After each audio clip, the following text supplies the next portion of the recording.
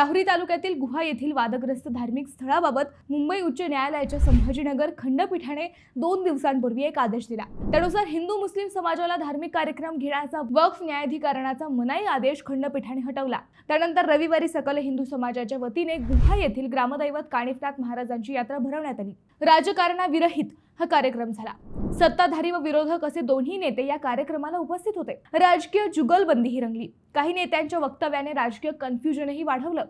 हे सगळं आपण या व्हिडिओतून पाहूच, पण हा वाद नेमका काय होता हा मुख्य विषय हे आपण समजून घेणार आहोत। नमस्कार, मी अद्वैता आणि आपण पाहत आहात अहिल्यानगर लाईव्ह 24 नगरी राजकारणाचं परफेक्ट अनालिसिस।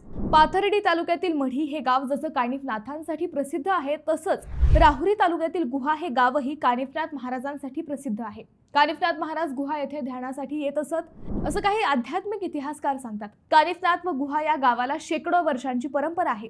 मात्र 2005 मध्ये ही जागा रमजान शाह बाबा यांची दर्गा आहे अशी नोंदणी वक्फ बोर्डाकडे झाली। त्यानंतर हिंदू मुस्लिम हा वाद या गावात पेटला। वक्फ बोर्डाने ही जागा रमजान शाह बाबा दर्गाची असून तेथील 40 एकर जमिनीवर दावा सांगितल्यावर वाद चिघळला। कानिफनाथ मंदिराच्या नावे असलेली 40 एकर जमीन कोणालाही कल्पना न देता परस्पर वक्फ बोर्डाकडे हस्तांतरित करण्यात आली आणि कागदोपत्री कानिफनाथ मंदिर नाव हटवून हजरत रमजान बाबा दर्गा असा उल्लेख करण्यात आल्याचा आरोप ग्रामस्थांनी केला। त्यानंतर या प्रकरणाबाबत न्यायालयीन लढा सुरू झाला। त्यानंतर हिंदूंना आरती करण्यापासून रोखण्यापासून हिंदू भाविकांवर हल्ले करण्याचे प्रकार झाल्यानंतर गेल्या 5 वर्षात या गावात अनेकदा जमावबंदी लागू करण्यात आली। हा वाद दिवसेंदिवस चिघळत राहिला। सध्या कानिफनाथ महाराजांचा यात्रोत्सव सुरू आहे। संभाजीनगर खंडपीठाकडे दाखल केलेल्या याचिकेवर पालकमंत्री राधाकृष्ण विखे पाटील व देवस्थान ट्रस्ट वकिलांची फौज लावत हा वाद न्यायालयाच्या निदर्शनास आणून दिला। हिंदू धर्मियांचे श्रद्धास्थान असतानाही गुहा येथील कानिफनाथ महाराजांच्या पूजेला विरोध होत असल्याची बाब न्यायालयाच्या निदर्शनास आणून दिली। पालकमंत्री राधाकृष्ण विखे व भाजपचे प्रदेश उपाध्यक्ष डॉक्टर सुजय विखे पाटील यांनी यासाठी वकिलांची फौज लावली। अखेर शनिवारी खंडपीठाने वक्फ न्यायाधिकरणाचा मनाई आदेश हटवला। त्यानंतर रविवारी गुहा येथील वादग्रस्त धार्मिक स्थळावर ग्रामदैवत कानिफनाथ महाराज यात्रोत्सवाला उत्साहात सुरुवात झाली। जिल्हा बँकेचे संचालक अक्षय कर्डिले, हिंदुत्ववादी कार्यकर्ते सागर बेग आणि माजी मंत्री प्राजक्त तनपुरे यांच्या हस्ते कानिफनाथांची आरती करण्यात आली। या दरम्यान अशांतता लक्षात घेता मोठा पोलीस बंदोबस्त लावण्यात आला होता। हा कार्यक्रम राजकारण विरहित झाल्याचे सगळ्याच नेत्यांनी आपल्या भाषणात सांगितले। मात्र तनपुरे यांच्या भाषणातील अनेक मुद्द्यांची चर्चा मात्र रंगली।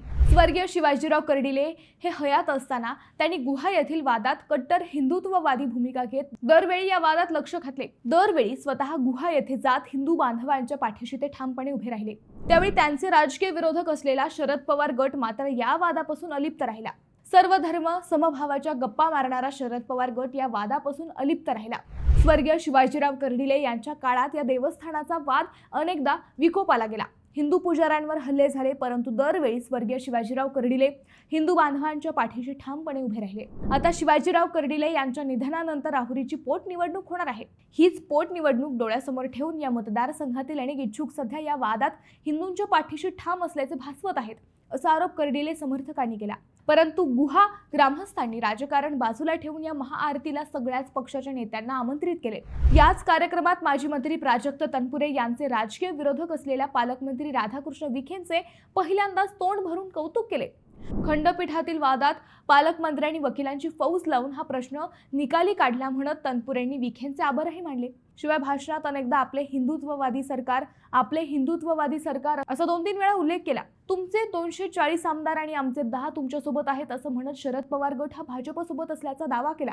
वास्तविक 2 दिवसांपूर्वीच त्यांचे मामा जयंत पाटील यांनी विलिनीकरणाच्या चर्चा आता संपल्या आहेत असं ठामपणे प्रसार माध्यमांना सांगितलं होतं। तरीही त्यांचे भाचे प्राजक्त तनपुरे यांनी गुहा येथे नव्या चर्चांना तोंड फोडलं। भाजप व शरद पवार गट हा महायुतीत आहे असं 240 अधिक 10 बरोबर 250 असं समीकरण त्यांनी जुळवलं। राज्याच्या राजकारणाचा विचार केला तर शरद पवारांना महाविकास आघाडीकडून उमेदवारी देताना ते अजित पवार गटासोबत विलिनीकरण करणार नाहीत असा शब्द काँग्रेस व ठाकरे गटाने घेतला।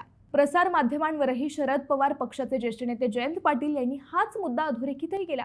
परंतु येथे त्यांचेच भाचे प्राजक्त तनपुरे यांनी विखेंचं कौतुक करत शरद पवार गटाचे 10 आमदारही महायुतीत असल्याचं सांगून टाकलं।